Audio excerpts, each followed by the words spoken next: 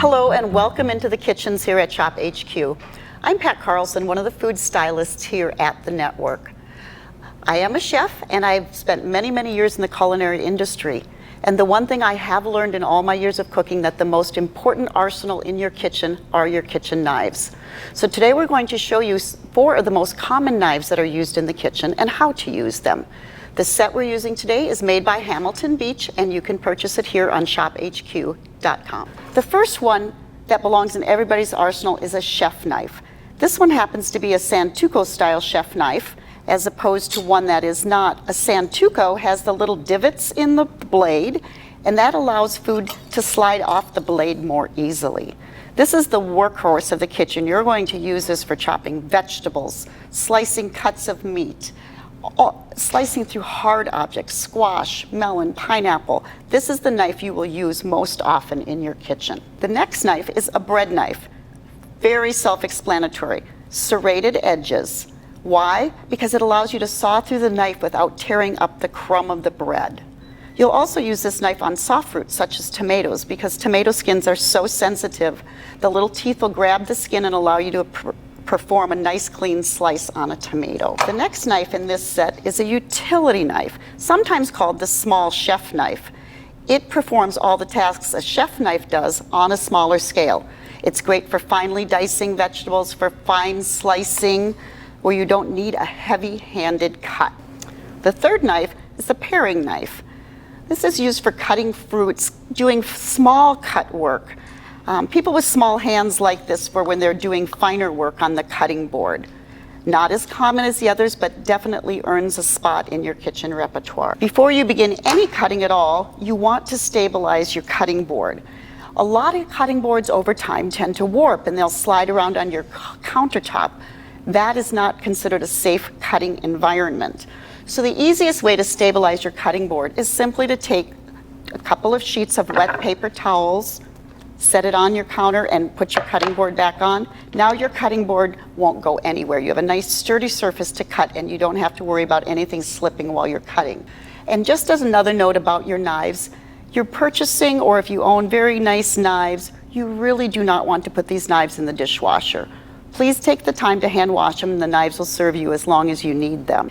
One other thing I'm just going to mention about knives is there's 2 kinds of knives. There's forged and stamped knives.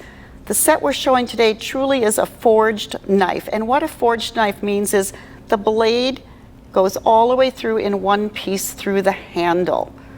Better quality knives will have this feature. It makes it one piece of steel all the way through, and it makes this blade much stronger. By comparison, I'm going to show you this is a stamped knife. It's stamped out of one piece of steel, and it's just placed into a handle, and then the handle, this blade does not come all the way back through the handle. And while it can still be a good knife, it's not going to be as strong as a forged knife is. So the knife blade handle, this is actually called the tang. Do you want to grip the knife close to the blade? Some people will actually grip on the blade. What you don't want to do is you don't want to grip way back here. Don't be afraid of it. Grip it up by the blade. This is where all your strength is going to come from. The one way you don't want to cut is you don't want to keep this finger out here. 1, it's prone to slippage, and 2, over time, you will get carpal tunnel syndrome if you cut that way all the time. Let's start with an onion. I am always amazed how many people actually do not know how to cut or peel an onion. And it's really quite simple. So let's get a good grip on our blade. You want to cut stem to root, right in half through the root. Your next step, just going to be to cut the top off and grab a layer and peel it. So now let's start with just dicing an onion. The first thing you want to do is put it flat surface down, this toward you. And you're just going to take your knife and make some horizontal cuts in the onion. Just like that. So you can see the onion still all together. Now you're going to take your knife and you're going to cut the opposite way toward the root. And then turn your onion, and now you're going to have diced onion. So now you've got a beautiful dice onion right here. So this is like what we would call a medium dice. This is probably what you use most common. But let's say that you want to have something more fine. Maybe you're making a salad dressing. So now you're just going to make these cuts closer together. And this is what's going to vary the size of your dice. So this time we probably put about 6 cuts in there. And then you're going to do the same thing, but you're just going to put them closer together. And again, turn it, cut close together. And can you see the difference in size here between the 2 cuts? So this would be considered a small dice. This would be considered a medium dice. Okay, let's just talk about slicing a carrot. There's more than one way to do it. So let's take our end off, put that in our soup pot. Some of you just like straight cuts. However, look at, you can go super thin with this knife. You can go thicker into coins. If you like to go more decorative, we do what's called bias cut or diagonal cut. This is nice on vegetable trays and other things. You can see the difference in how pretty those look. And if you have a colored carrot, other than orange, like they make the purple carrot, the yellow carrot, the white carrot, and you mix those together, it's really quite pretty. You're making a pretty soup. Look, I'm going to show you what's called a roll cut for carrot. So you start with a little diagonal. It's called a roll cut because that's what you do. You're going to roll the carrot. Roll it forward until you see the diagonal gone the other way. Make another diagonal cut. Roll the carrot again, make your diagonal cut. Roll the carrot again, make the diagonal cut. So you just keep doing this until you're at the end of your carrot. And what this does, like for stews and soups and even roasting vegetables, it gives you multiple surface areas to roast, but also all of your pieces are approximately the same size. And it's just something different than what you see on an everyday cut. The other thing I'd like to show you in cutting a carrot is when you need to dice or julienne a carrot. Now, carrots are notoriously slippery on a cutting board. So what you want to do is just cut like a 2-inch piece, and then you want to cut off one edge of it so that it creates a flat bottom so that your carrot is not going to roll around on your cutting board. So now let's say we want to dice this carrot. We're just going to use this nice rocking motion. We're going to slice through however thick you'd like that to be. And then you're able to take these stacks and do the same rocking motion. So now we've got a julienne, and you didn't have to slip with the knife. And see how they're all kind of the same size? So for a julienne, now you've got them all the same size. Now to dice the carrot, it's really easy to square that up with your knife edge because they are the same size. So you just want to grab these in a nice little bundle, and now you can dice your carrot. So now you've got a very nice dice for your soup or spaghetti sauce if you're making a bolognese or whatever you're adding it to. So now you've seen just slicing, you've seen an oblique, a roll cut, and now you've seen a julienne, which we turned into a dice for the carrot. Let's talk about a bell pepper. I don't know how you cut a bell pepper, but there actually is a really easy way to do it. You just slice off the sides, 1, 2, 3, 4. Now you can throw all that away. You don't have to seed it. You don't have to do anything. What I like to do once I've done that is I am not a fan of this rib that sits in here. So you can either use your chef knife, kind of lay this flat and take that off, or if you're uncomfortable with that cut, you can take your utility knife, cut the pepper, and now you can easily do it with your utility knife. And what that gives you is the nice red color.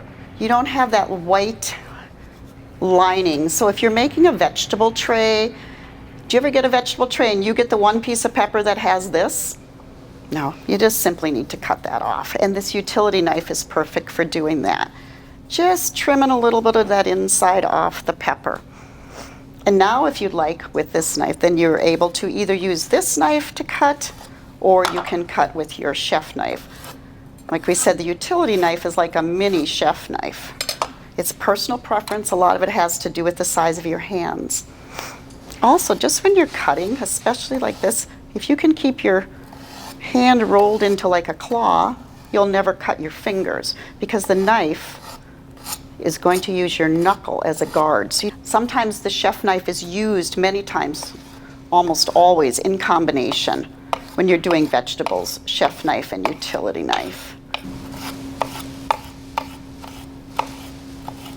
So now we have a small dice of that red pepper. So slice, larger dice, small dice of the red pepper, using both our chef knife and our utility knife. The next knife we're going to talk about is the utility knife, sometimes just called a kitchen knife. It is the complement to your larger chef knives. So let's, for example, look at this cauliflower. I'm going to use my chef knife just to cut off the big heavy end of this. But then I want to take my utility knife, which is the perfect size for getting in and around this core. You wouldn't want to do this part with your big chef knife. So now you've got your utility knife to take the core out, and now it's very easy to break off your florets and use your utility knife to trim the stems off, or to cut these into smaller pieces. So combination chef knife and utility knife are perfect for cutting all sorts of vegetables. The same applies to a very common vegetable, celery. Again, use your chef knife to cut the whole end off. Some people like to just cut the whole other end off also. It just gets rid of all of the brown and all of the extra cleaning that you have to do. And now you want to use your utility knife to either cut your celery into strips for your vegetable tray, or maybe you want to dice your celery for soup. It's easy to make nice, small, controlled cuts with this. So you can do those cuts with that and then switch to your chef knife to do the rocking motion, cutting motion of your dicing. Bonus, Bloody Mary center right there. And we're going to talk about fruit. Now, I'm going to show you a technique that's called supreming an orange. Most people just peel their orange, with their fingers. I'm going to show you a little different technique utilizing this utility knife. So I've cut a surface off the orange so it's flat. So again, sturdy on my board. And I'm just going to take my utility knife and I want to cut around the orange. And I do want to cut off all of the white. The beauty of this utility knife is it's very easy to move around a curved surface. Can you see that? It's just very easy to do that with this knife. It's nice and sharp. It's a little bit flexible. It's easy to control. Where with a big chef knife, I would not be able to do this. So let's put it that. So now you can see I've got almost a perfectly peeled orange. When you look at where the white lines are in the orange, you just put your utility knife in there, right, on either side of them, and you get these beautiful orange segments for your salad. So go on the other side of the white line, the other side of the white line. Anytime you see the white line, you just cut on that, and these are called orange supremes, and you can trim the middle off also if you'd like. But you go all the way around. This is a very good culinary technique. If you show your friends this, they will be very impressed. But the utility knife just makes it so easy to do. This, you just can pick them up and eat them. There's nothing to worry about, no trim. And if you want to get all of this pith off, you can simply take your knife and trim it. A utility knife is perfect when you just want to have a little bit of cheese and sausage action going on. So when you buy your summer sausage and it comes with this skin on it, you just make a little slit. Oh, wait, I cut it. And then you can grab it and peel that right off. And now this knife is perfect for slicing through this. It's the right size, and you can leave it out on your board and it doesn't overwhelm it. So say you had people over, do you really want to put your chef knife out here? No. You want to leave this knife out on the board. And it's just good for just cutting through a nice semi-hard cheese like this Gruyere. And now you've got your sausage and cheese tray, and you can leave this knife here for your guests to use and feel like it's the right knife for that platter. Another great way to use your utility knife is simply for trimming fat off of meat. Have you ever gotten a roast or a steak and it's got just a lot of fat around the edge? Well, this piece of meat, which is a piece of chuck roast, albeit a small one, I like to buy chuck roast because I cut my own beef stew meat. You can control the size of the meat better, and it's cheaper to buy a chuck roast than it is to buy beef stew meat. So utility knife is absolutely perfect for just cutting around the fat. And you don't have a lot of waste. And then once you've done that, it's just simply easy to cut your meat into stew size chunks using the utility knife.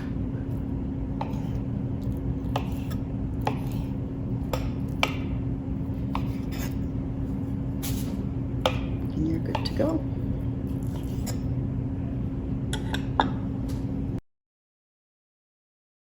The next knife we're going to talk about is your bread knife. A bread knife is always serrated.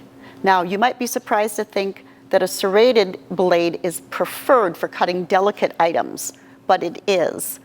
The serrated edge just allows you to cut through fine crumb of a bread to finely slice a tomato, and I'm going to show you an angel food cake. It keeps the crumb from being torn. Also, if I tried to cut this bread with a regular knife, it would just squish down, which is not what we want. So we want to have the teeth of the serrated knife allow you to saw through the bread without disturbing the crumb of the bread. So you can see none of the bread is torn. And you can slice thin slices. You could go to thicker slices. But can you see how the bread is not being crushed or smashed? So if you want to make a sandwich or you want a perfect piece of toast, you want to use the serrated knife whenever you cut a whole loaf of bread. So this is more traditional spaghetti night. You're going to make garlic bread, whatever. Again, if I chose this knife, it's not going to cut this bread. So the teeth easily grab this and cut through. Now, if you're making garlic bread and you like to go on the diagonal, you can easily do that. Do you see it has a very tough bottom on it, and the teeth of this knife allow you to saw right through that tougher bottom. You can see it. And it doesn't leave a jagged edge. It's just simply doing its job and cutting through. See how I've left that? Now if I cut it again, it goes right through. You need the teeth to accomplish that. You simply cannot do that with a straight-edged blade. What if you had something more fragile, like an angel food cake? Again, can't cut with this knife, but you can saw through the delicate crumb of an angel food cake. It beats trying to use dental floss or some of those other things that you've heard along the way that work for angel food cake. No, a serrated knife, you get perfectly cut pieces of angel food without tearing the cake. So whether it's sponge cake, shortcake that you're having with strawberry shortcake, you want to use a serrated edge on anything that has a fine, delicate crumb. Tomatoes. We've all butchered a tomato in our day. You want to use a serrated knife to cut a tomato. Again, because the skin is delicate, and the teeth of this knife will just allow the skin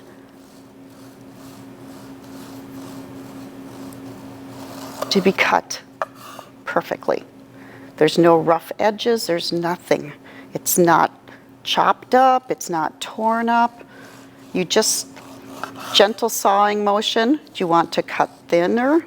You can cut thinner, thicker. But a regular knife cannot do this to the delicate skin of a tomato. it's going to push on it instead of cutting through it. So you want to just saw through your tomato. And again, if you're doing wedges, however you like to cut your tomatoes, this is the perfect knife to do that. You need to dice your tomatoes, same thing. Take that off.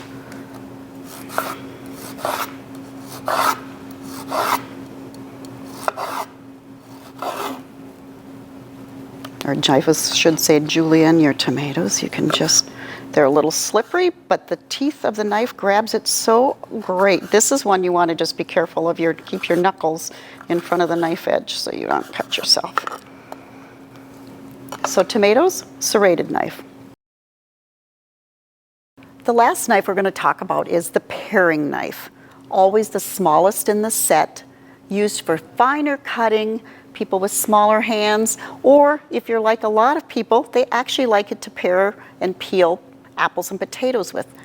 My grandfather's main skill in life was being able to peel this apple all the way in one string without breaking a stride, and he used to challenge us kids to see if we could do it. I personally am not a fan of this technique because you're bringing this knife blade to you, but a lot of people do use it to peel, and there's nothing wrong with that. I'm just not as comfortable doing that because I don't trust myself. But what I do use this knife for then is cutting my apple into nice wedges and taking the seeds out of the apple.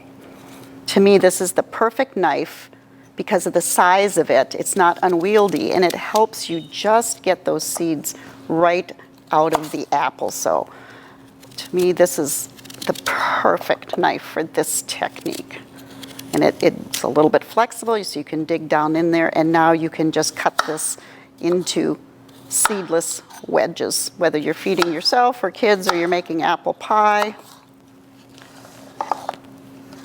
It's just an easy thing to do. Again, I would turn it this way so that you've got more stability on the board than having the round side down like I did in the beginning.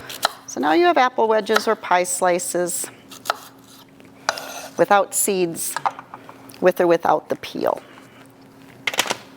The other thing the paring knife is just great for is fruit, lemons and limes, drinks, lemonade, whatever your preference is. It's the perfect size for cutting through a lime, cutting your lime into wedges.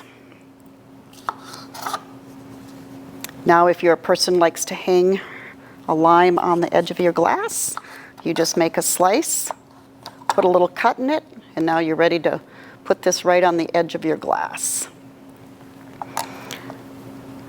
The other fruit that a paring knife is perfect for, and a lot of you peel kiwis with a knife. I've seen so many people, you do this and you start peeling your kiwi. Again, like an apple, you're pulling the knife toward you. It works, but I'm going to show you an easier way to peel a kiwi. So you take your paring knife, cut off the two ends. Now take a spoon and slide it up under the skin of the kiwi and just run it all the way around the kiwi, just like that. Take your little knife, cut the skin. Now you have a perfectly peeled kiwi that you can now slice. And you didn't have to struggle with getting that fuzzy peel off of the kiwi. So those are just three of the most perfect ways to use a paring knife.